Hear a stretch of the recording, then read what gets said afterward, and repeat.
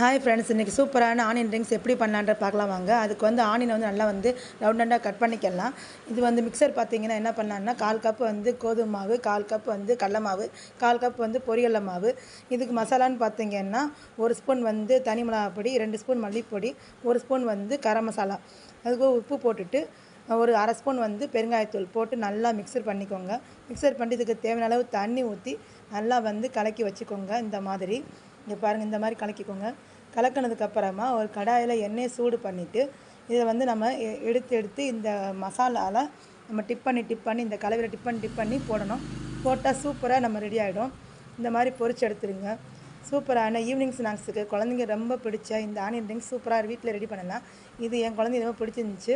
நான் வீட்டில் ரெடி பண்ணி கொடுத்தேன். இது என்னோட ஸ்டைல் நான் பண்ணிக்கேன். உங்களுக்கு எவ்வளோ தேவையோ ரெடி பண்ணிக்கோங்க. இது சூப்பராக இருக்கும். ஈவினிங் ஸ்நாக்ஸுக்கு சாயந்தரம் ஸ்கூல் விட்டு வர பிள்ளைகளுக்கு பண்ணி கொடுங்க. தேங்க்யூ.